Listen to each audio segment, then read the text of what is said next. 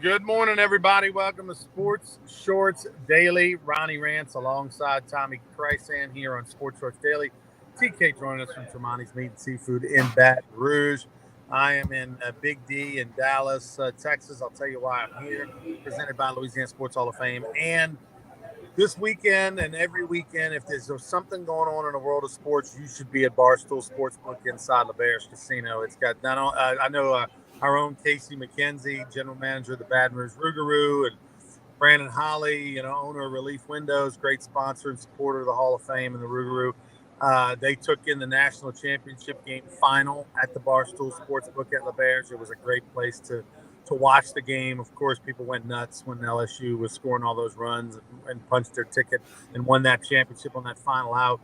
And that's where we'll start. We'll talk a little Rougarou later. We'll even talk a little LSU football for a minute. But let's start with LSU baseball. It's our first show since Monday morning when the Tigers have now clinched their seventh national championship. The celebration is tonight at 7:30 at the box.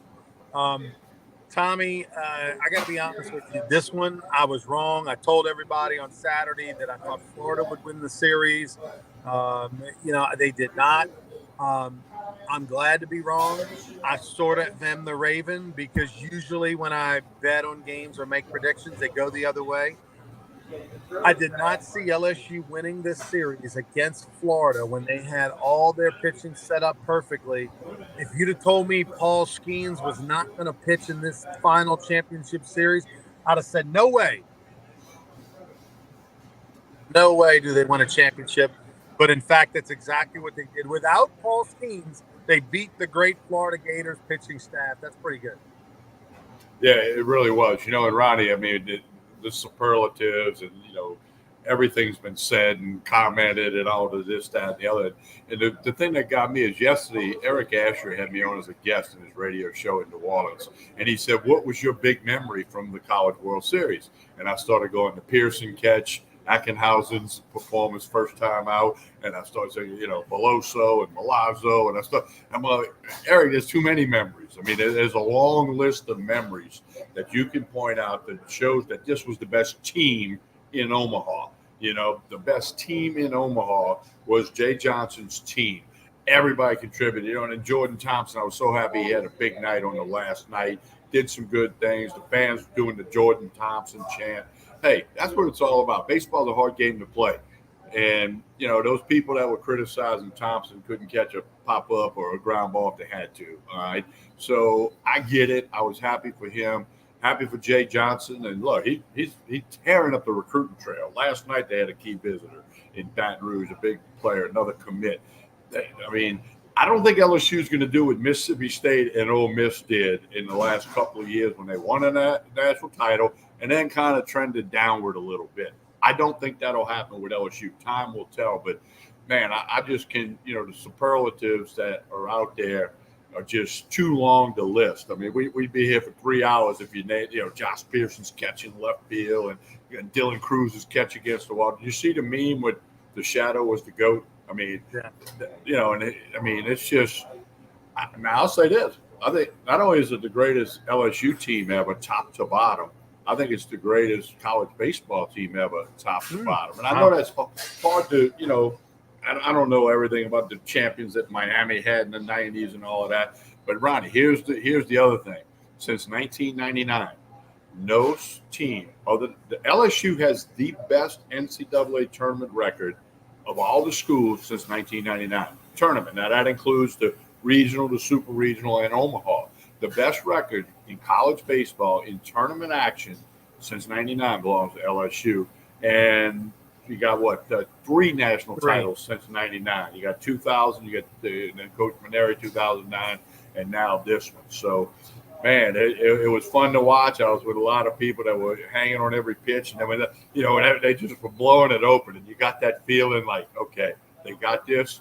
You hit the nail on the head Monday morning when you talked about Caglianone with all the walks and the lack of control. And that was evident. I mean, what he was 1 2/3 out there, and he was missing everywhere, up here, down there.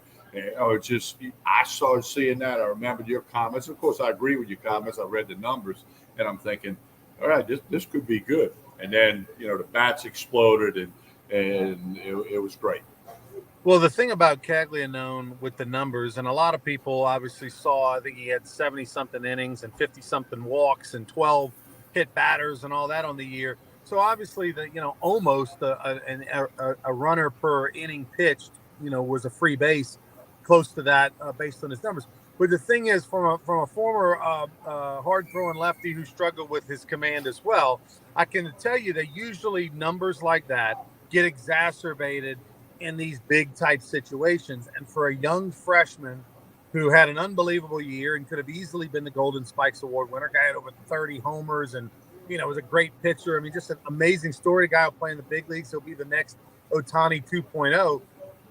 But for a guy who struggles with his command at this phase of his career as a 19-year-old, I just felt like in that environment, 25,000 people, 90% of them LSU fans, so much on the line, the nerves, the tightness, the trying too hard, overthrowing. The guy was throwing 99 miles an hour in the first inning. He normally averages about 94 and a half miles an hour in his fastball. That told me that he was so amped up. And honestly, when you're a hard throwing pitcher, when you're more amped up than normal, usually that's a bad thing. That means the ball is usually elevated and up in the zone. So all those factors played in.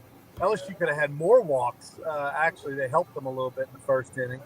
But the thing that I was impressed with, Tommy, there's so many things I was impressed with, was Thatcher Hurd. He's kind of been forgotten about in this championship game because it was such a blowout, 18-4. Where Thatcher Hurd went 6 innings and only gave up 2 runs. He gave up the 2-run homer in the first, which would have sunk a lot of guys. And he settled in and gave them a fantastic performance. I mean, Thatcher Hurd, who, by the way, even after that performance, his ERA is still 5.5 on the year. Like, he did not have a good year statistically, but he pitched big in about 4 or 5 games this year, Tommy, that were the difference in, some giant games for the Tigers. Well, and I think Thatcher Hurd became the pitcher Jay Johnson thought he would be, or that he saw at UCLA. And, we know that whole story. And back to Caglianone, he, like Tommy White, are not draft eligible. So you would think, White's back at LSU, he's back at Florida, and they probably will meet in the regular season next year with that schedule rotation thing. But, it's just Thatcher Hurd. I mean, again, the memories, the Tommy White walk-off bomb in the 11th. By the way, that was the first walk-off bomb to break a scoreless tie in College World Series history. There's just so many superlatives. Yeah, Bill Frank doesn't have enough time to write all the little things that got done. But when you put it all together, they're the national champs, title number 7. They already updated their Omaha room at Alec Box Stadium with the 2023. Jay Johnson tweeted that. So did Cody Worsham and a few other people. But, and then tonight's going to be huge at the Box. It's going to be hot, but it's going to be a lot of people there. All right, Ryan. So I think they're going to have 10,000 plus there tonight. Oof. It wouldn't surprise me, Tommy. This team became like the Beatles. I know you made the comment that you think it may be the greatest college baseball team of all time. That's tough to say. I mean, of all time, not just LSU, but of all time. That's tough to say. Did any other team have 2 Golden Spikes finalists? Did any other team? Did any other team get beat 24-4? In a game. I mean, I get it. It's but Johnson threw in the towel. He threw in the towel when it was about 13-4. I get it. I mean, that's a hard conversation to say. In the history of college baseball, is this the greatest team ever? And it's so weird because if Pearson doesn't make that catch, and where he jumps in left field, if Morgan doesn't make the flip, LSU loses those 2 games. So I mean, it's amazing how close things come to, because if they don't win the national championship, we're obviously not having this conversation. I think that this is the greatest LSU baseball team of all time. And I'll say that because when Paul Skeens pitches, there's nobody ever been better at LSU. And you've never had the likes of Cruz and White back to back in a lineup. Yeah, you had Todd Walker and Russ Johnson. And really their best year together, Russ Johnson was the SEC MVP, was 1994. They didn't win the national championship that year. They won it in 93. Todd had a sensational season in 93. Russ had a really good season in 93, but he didn't have the season he had in 94. So I don't think LSU's ever had two guys. And look, Brandon Larson is you can find another player on the roster next to Brandon Larson that's pretty darn close because the bats were crazy. And I don't want to take away from those guys, but the -5 bat is just such a giant. It's like the difference between a Callaway Big Bertha driver and a Persimmon Wood. Like it's just not one's not the same, and so you can't say, well, Jack Nicklaus used to hit it, 300 yards. Yeah, he did it with a freaking Persimmon Wood, and then John Daly comes in with a steelhead driver and hits it 400 yards. It's not the same. So it's hard for me to compare that era, that 95 to 98 era offensively when you're talking about anything that happened before or since. No disrespect to Brandon Larson and Eddie Furnace in that era. But I think when Skeens pitches and you've got the likes of Cruz and White in that lineup, that's the best LSU. That's the best LSU team you could put out there. Well, Jay Johnson said Skeens is the greatest pitcher he's ever seen in his life. Okay. And Todd Walker, who's been on our show on the radio and on this show, said it's the greatest college pitcher he's ever seen. And Todd knows a little bit more about it because he hit a lot of great pitchers in his day. It goes without saying. I mean, and the other reason why I think you elevate them and agree with you that it's the best LSU team ever, they won the final series without Paul Skeens. Yes. When that is the exclamation point, bold print, underline, whatever you want to say, that they found a way to get it done when everybody contributed. Everybody had a role in this. Even the guys who ate the innings when they were getting beat by 20. That was a role in winning the series because they were able to save some other arms. Riley Cooper. 3 saves and a win in Omaha? Unbelievable. When 8 weeks ago, we're like, man, every time he goes out there, he's getting shelled. And then he became the pitcher Jay Johnson knew he was. And again, we don't have enough hours in the day to say all the reasons why. But and when we get all done with the show, I'll think of 3 more. You'll think of 3 more, and all our viewers will think of 3 more. So just enjoy it, relish it, cherish it, the whole bit. Know that Jay Johnson's recruiting his butt off already for next year, and I think the future's bright. You're not going to see that downward trend that we saw up in Starkville and in Oxford. Tommy, they beat Florida to win the national championship in a 3-game series, and Paul Skeens did not pitch. Like that, that is just mind-boggling. And you're right. That's all you know about the greatness of this team. They didn't always play great, particularly on the mound. They did not always play great. If you look at the final numbers this year for a lot of these pitchers, that ERA is 4, 5, or 6. 4.5, 5.5, 6.5.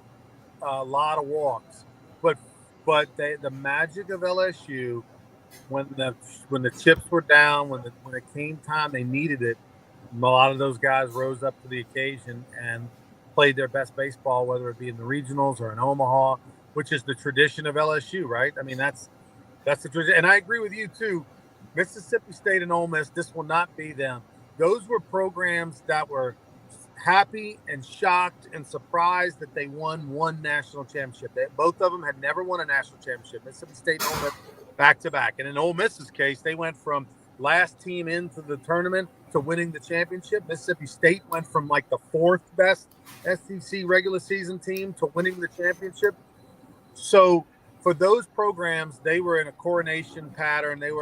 LSU is not that way. When players come to LSU, they expect and want to win the national championship. It's now the 7th in 32 years or 33 years. They are built to go do it again. That's what Jay Johnson's working on as we speak.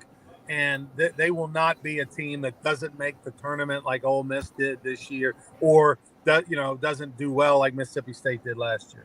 And of course, the picture of Paul Skeens carrying Milazzo on his back because Milazzo broke a bone, scoring a run, giving the all-out effort. What did he actually injure? Did they say what exactly it was? Well, the reporter that said it is notably wrong. Like she said, they were wearing purple uniforms Monday and they weren't. Okay, but so I'm on the way to get the real report. But obviously he had a boot on his foot. There was no way he was returning the game. But Skeens did not want him to be not a part of the dog pile, so he carried him out there. That's the whole thing. There's nothing more important in baseball than teammates. Teammates are the best thing. Your teammates are some of your best friends in the world. Same thing on my end.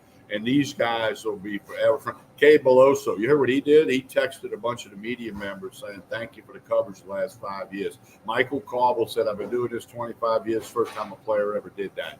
Thank the media, I mean, and Melosa already said, I can't wait for the reunion. That sums it up. He said he can't wait for that 5-year reunion or next year's reunion or when they bring him out at a football game this fall and introduce him to everybody. They can't wait for that. Just like you've been through that, and so many people I know have. Right. And it's really incredible. Ronnie, your mom's saying he fractured his shin. Fractured shin. Okay. All right. So we'll go with that. Fractured shin. And look, if you look at, there's a picture of Milazzo before he jumps over the catcher, and his foot is already like, he already like twisted his ankle kind of thing. So before, as he's kind of dodging, right, he's running, he sees the catcher. So you try to maybe do like an evasive move to get around him or jump over him. And when Milazzo kind of did that, he rolled his ankle first, then jumped, and then landed awkwardly on the plate. So he had a lot of things going on. I don't necessarily know if it was the landing on the plate. I think it might have hurt it actually before he even jumped. Well, Alex will tell us about it because his eligibility's up, and Jay Johnson's not going to tell you. Got one more year, Coach. Oh, I'm sorry. I stand corrected. My fault. Yeah, he's got another year if he wants it. Well, that's up to him and Jay. Yeah, we'll have to see. I mean, obviously, I didn't think he was going to get drafted, but I did think that Milazzo was going to get an opportunity to sign professionally, and was curious if he was going to take that now or come back. And because if he came back, chances are he would be a backup to Neil, who was the starter this year. And so I thought Milazzo would probably go pro. But now, obviously, unfortunately for him, that's not an option. So we'll have to wait and see what. I gotta throw something at you that I thought of. I hadn't heard this anywhere. Riley Cooper, the new pitching coach. Jay loves him. We know Jay loves him. I don't know if he'd want to be a coach. I don't know I don't know, but I mean, gee, he Jay Johnson's loved this dude for a long time and gave him the ball many a time. The Riley Cooper deal, what an unbelievable story. I mean, look, he doesn't look the part. He looks like a 38-year-old left-handed pitcher that's pitched 15 years in the big leagues. But big boy can lift that leg, and when he needs to, he can gas it up to 93 miles an hour from the left side. He'll throw the ephus curve. I mean, it's incredible what he does. But I guarantee you Jay Johnson's he's already either has the pitching coach to replace Wes Johnson already done, or he's down to 2 people and he's going to have it figured out today. But I suspect the announcement probably could be coming as soon as tomorrow, if not today, regarding the pitching coach job. That dude was not in Omaha, not figuring that out, I can assure you. No. Jay Johnson does not leave any stone unturned with anything. 24/7 baseball, and he's already preparing for the 24th season. Real quick, let me tell you what I'm doing. This little shirt right here. I'm over in Dallas, Texas. There you go. I'm in Dallas, Texas right now, over at the Geico High School National Baseball Championships. They're being played this week at Dallas Baptist University. It's 8 states represented around the country. Some of them had to qualify to get here. It's all-star teams, and meaning like some of the best players from those states. You can't have more than 3 players from any particular high school. So it's not just like the whole Barb team or the whole Catholic High team. It's up to 3 players for each team, each high school. Some of the best players in the country. Saw a kid yesterday. I'm going to pull up the name real quick here. While you're doing that, how are the facilities at Dallas Baptist University? Super nice. Yeah. I figured as much. Obviously, I've never been there. And, they've gotten a lot of ink in the last decade with the rise of their baseball program. And, one of their coaches being at LSU briefly, too. So, So what's the kid you saw? The baseball field is about 20 years old. It looks like it was built yesterday. It's beautiful, all turf, all that stuff. Maverick Rizzi. Remember this name. He pitched yesterday for Massachusetts. I did the game. All the games are on ESPN Plus, so look for the Geico High School Baseball National Championships. And the semifinals and finals will be on ESPNU Thursday and Friday. Lynn Rollins is doing a bunch of games. Todd Walker's up here going to be doing games Thursday, Friday as well. Maverick Rizzi, he's 6'9", Tommy. He's going to be a senior in high school this year. He's got mechanics like a 6 foot tall righty. I mean, it's unbelievable. Usually a 6'9" young pitcher is kind of goofy and all over the place. This guy, his mechanics look like a 6 foot tall, 25-year-old right-handed pitcher. He was 91-93 the whole game. He pitched 6 innings, and it will throw a breaking ball for a strike in any count. Like, he's probably not going to go to college, because I got to believe in a year's time that fastball is going to live 93, 95.